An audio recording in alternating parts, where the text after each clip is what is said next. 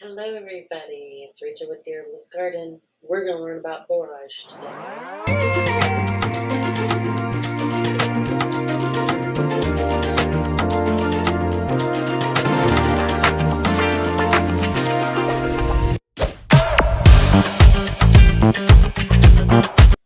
Hello, everybody. We're going to talk about borage today. Borage, I've heard it pronounced multiple ways. The actual real life scientific name is Borago officinalis. Yes, man. But it's also called Starflower. So if you've heard that, then you've heard of borage. And we're going to talk about that. And remember, I'm a herbalist, not a doctor. Research your own stuff. Research. As I always say, everything in moderation.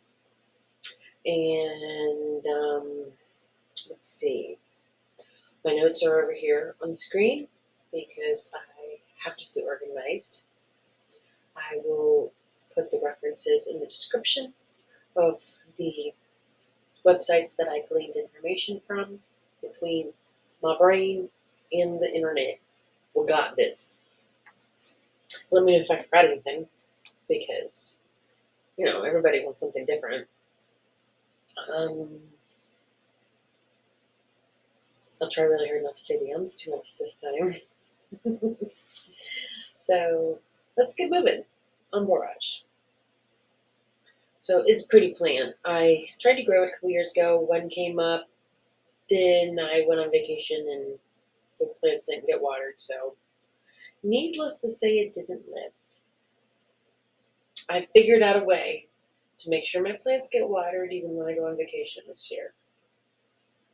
Because I lost one plant last year, lost like 4 plants the year before, because you can't depend on other people. It's okay.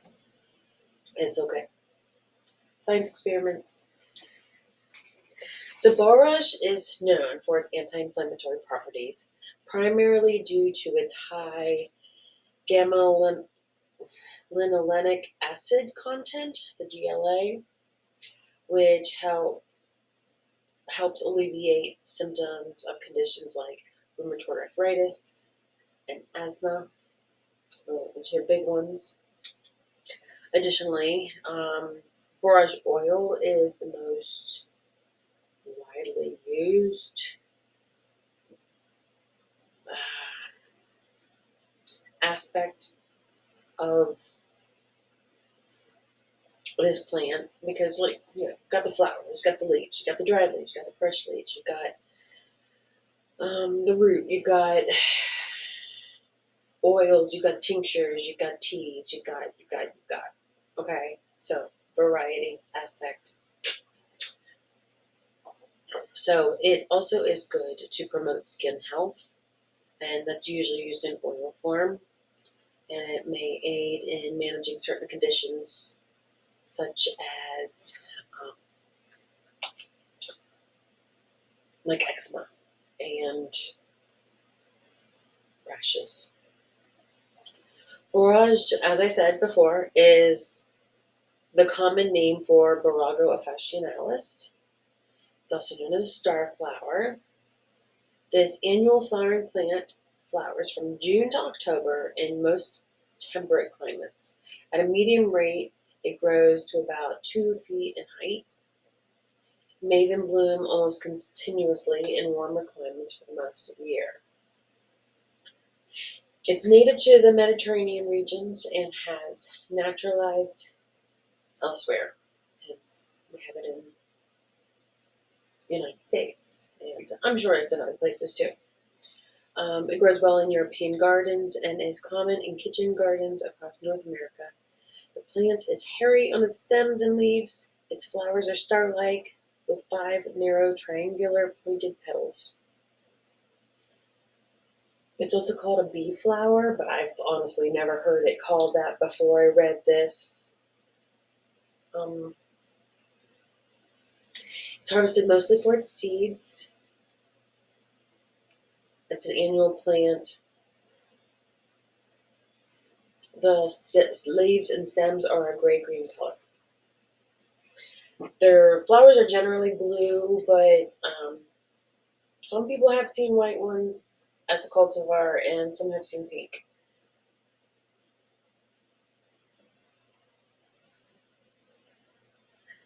And the plants are generally a deeper blue when the plants are grown in poor soil conditions. It's pretty much easy to grow. I will actually be sharing my last link in the description is a whole entire growing guide. It is very inclusive, and you pretty much won't have any questions after that. I actually liked that one. That's why I'm going to actually post it down below. It can cope with all soil types, but it prefers alkaline soils, but it can grow in other ones as well. Free draining soils, relatively drought tolerant.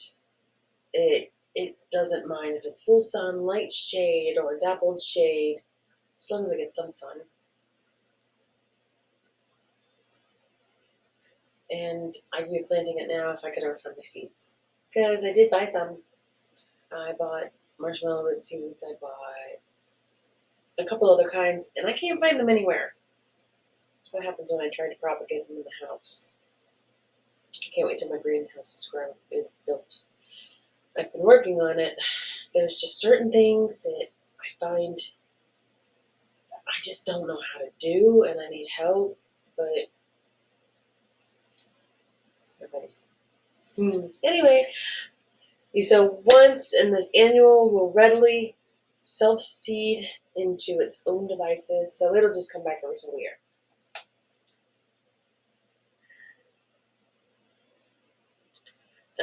Let's see. It has potassium in it. It pulls that from the soil. That's kind of what they all do. It is one thing about borage is that it attracts aphids. So, but since it attracts aphids, this plant can serve as a valuable trap crop for the rest of your garden. So I would recommend putting it in a lot of places so it will draw all the aphids to that plant and leave all your other ones alone, is basically what it's saying. It's a perfect companion to cabbages or brassicas in general, beans, cucumbers, fruit trees, squash, strawberries, tomatoes, things like that. So when I find my seeds, because you can't find them locally, you have to order them otherwise. Plan on finding my seeds. I'm looking everywhere. So as I said, it is rich in gamma-linolenic acid, the GLA, and omega-6 fatty acids, and all those decrease inflammation. It will help treat asthma, rheumatoid arthritis, atopic dermatitis. So we know it for its purple radiant flowers. They're really pretty. In traditional medicine, borage has been used to dilate blood vessels and acts as a sedative and it treats seizures. People use it as a garnish on meals and in drinks. That'd be super pretty.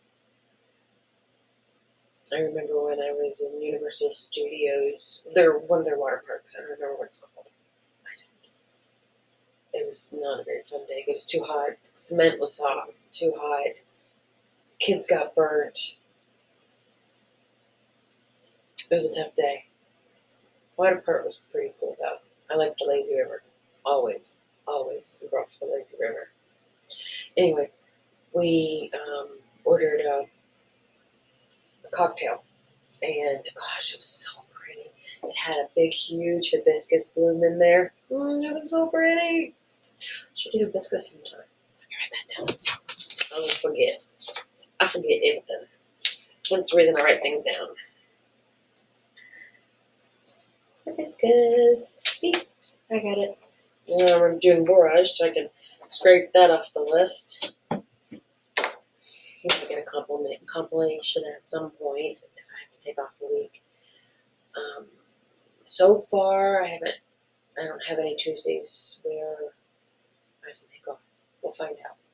I can always do it from home too. Anyway, onwards. Borage, right? This herb is cooling and cleansing with adaptogenic, demulcent, diuretic, expectorant, and anti-inflammatory properties.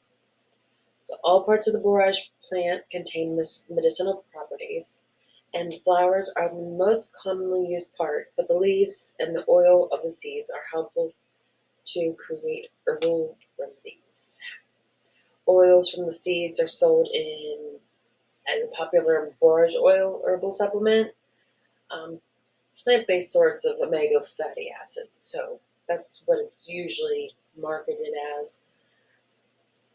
You can use it to treat various ailments like eczema, rheumatoid arthritis, stress, PMS, diabetes, ADD, ADHD, acute respiratory distress syndrome, asthma, heart disease, strokes, fevers, cough, depression, menopausal symptoms, gastrointestinal problems, and oftentimes, so when it goes towards the anti-inflammatory part, so usually it is sold borage and fish oil, because they both have omega-3s, omega-6s, and everything. And they both have a lot in common with fighting inflammation, supporting healthy circulation, and supporting healthy immune response and metabolism. So you will often find borage and fish oil together. And if you're going to go the supplement route, that is fine. Or if you want to get a fish oil and then steep your plant in that, that could be a benefit as well. So it treats asthma. And one study consuming capsules containing borage oil and echim seed oil. So they consumed it for 3 weeks. It decreased inflammation levels in 37 people with mild asthma. It also helps overall lung function, like fixing inflamed respiratory infections, ARDS. It promotes skin health. So that is a good one. It contains high GLA and fatty acids, integral in skin structure and function. So we said that it works with atopic dermatitis and eczema, which apparently are kind of the same thing. So you'll find it in things for skincare and hair care even. Because, well, there's skin under there, guess what? So it'll help lower fat accumulation and weight gain. Uh, there's such a thing as a difference between brown fat and white fat. I was trying to understand this. That they believe that lean people tend to have more brown fat than overweight or obese people, and brown fat might act more like muscle than white fat. Okay, anatomy stuff. So it will basically, the GLA will help with brown fat accumulation. So if you have to have it, then it's going to be the brown fat, which is leaner and the adipose tissue growth. Basically, you want brown fat and not white fat. I don't know. and borage oil helps all that. Oh, it helps with insulin resistance. It helps fight uh, the insulin resistance, which creates healthy fat over the unhealthy fat. That makes sense. So those are the things that it really, really does. It's not like a ton like other things, but those are pretty necessary. We're not gonna say no to borage, especially since it's so pretty. Um, we, I definitely like it for what it can do in the garden. I like the idea of it as a garnish. I personally cannot have borage. I can have it like as food, an edible. I can't have it medicinally because we're going to get into dosage and side effects as well. So the dosage. Typically, a medicinal dose is 300 to 1,000 milligrams. For generally healthy adults, a typical dosage of borage oil is 500 milligrams to 3,000 milligrams taken once or twice daily. Always start out low and build up. It's part of moderation. Study participants took 4 capsules of a borage oil supplement with 880 milligrams of GLA daily for 6 weeks for cardiovascular health. Now, if you're going to take a borage supplement, like oil or whatever supplement, that it came from the store, came from a lab, and basically it boasts of its GLA, it's going to have the certain alkaloids, we'll get to that, taken out of it because of the parts that we're going to talk about now. So these supplements may interact with medications, including blood thinners. So you probably shouldn't take Borage if you're on a blood thinner. And also you can't take it, or shouldn't take it, if you have liver troubles. Borage leaves and flowers have a small number of compounds called pyrrolizidine alkaloids. These can damage the liver if you take them long term or if you take certain medications. Most of the time, it's only traces of it are left in the borage if you buy it from the store. So it shouldn't cause any problems if you buy it from the store. If you are going to just go and harvest it yourselves and create a borage oil, just make sure you're not on blood thinners or have liver issues, because those are when it could cause a problem if you're taking it at a medicinal level. As I said, if you're just having it as a garnish in food, adding it to a salad, it's not going to hurt you because that's not a medicinal dosage. It's just having it as a food because it's pretty. But if you're going to take it medicinally, you need to know that you can't take it long term or if you take certain medications.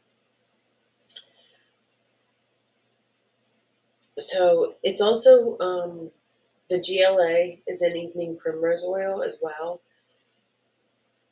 and people who are familiar with evening primrose know that they can't take it if they have bleeding disorders.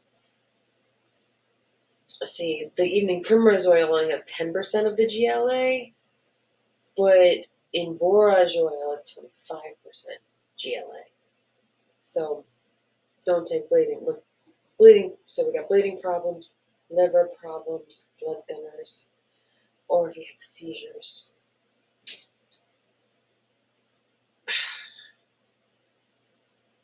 In one report, an otherwise healthy woman took very high doses of borage oil in a week and had seizures. Hello? Moderation. Moderation, moderation. Don't take high levels. I feel bad for that one. Somebody did not coach her correctly. But basically, you want a PA-free borage supplement if you're going to go and purchase it. And that's the pyrrolizidine alkaloids. You don't want those in your body. They can be toxic to the liver and may contribute to cancer growth. I don't think the cancer growth thing is true unless you're already susceptible to it. And know while you're pregnant or breastfeeding. That's a no-no too. So there is so much to know about gardening it.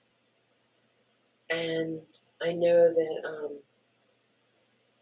we'll go over the soil preparation. We'll go over the watering.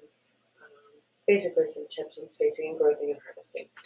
So if you want to aim for your soil that's slightly rich in organic matter, a pH range between 6.6 and 7 is typically good for borage. You want to keep the soil moist but not waterlogged. We don't want root rot.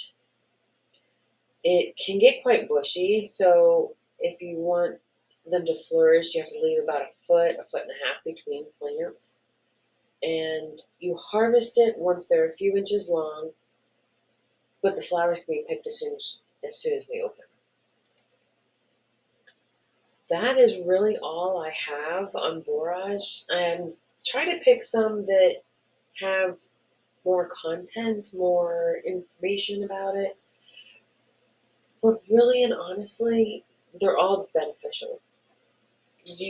I'm not going to share something with you that's not beneficial. I will be probably working on, let's see, I've got valerian, vervain, hibiscus. I could do evening primrose. There's a bunch I could do. Why don't you give me a suggestion? I would really, really love to hear from you guys. I would love for you each to get to this part of the video and be able to go be a good keyboard warrior. Not one of them other kind of people. We don't want them over here. So thank you so much for coming and learning with me today. Didn't know this much about borage. I knew it was medicinal. I knew it was beneficial, but I didn't really know why. I know my mom asked me specifically about an herb or something last night, something natural, and I couldn't remember off the top of my head what it was for. I'm like, I'm sorry, Mom, I'll have to look that up. I'll have to refresh my memory. She's like, that's okay, I have an internet too. Problem with that is finding quality, consistent sources. Because when I go to websites, I find multiple ones. And then I compare the information. If like one's like way out there with some information, I'm like, maybe I shouldn't share that one. But all the other ones that match and give links to their, what are those called? The PubMed sites and stuff like that, the NIH sites for the studies and stuff, research. I would definitely share that information with you guys. But anyway, thank you so much very much. Yay for coming and being here with me to learn about how plants can help us steer clear of pharmaceuticals and get healthy again. And they're pretty and they're fun to grow. So that's why I love them. That's my thing. People think I'm crazy. And I love it. All right. Please like and subscribe. Please give me some feedback. I'd love to hear from all of you. Don't forget to give me a suggestion on what I should do next week. I'll be researching it as soon as I get an idea. If you have any other ideas, shoot them my way. I appreciate you joining us over on Facebook at The Herbalist Garden. And I do have a TikTok, but it's my own. It's like non sequitur. And I do post ads on there, and I post other little things, but not too often. And, geez, there's a lot. There's a lot I could just include in everything. But we want to get out of here. I'm going to go back to work. I really enjoyed this with you today. Have a wonderful day. Thank you for being here. Bye.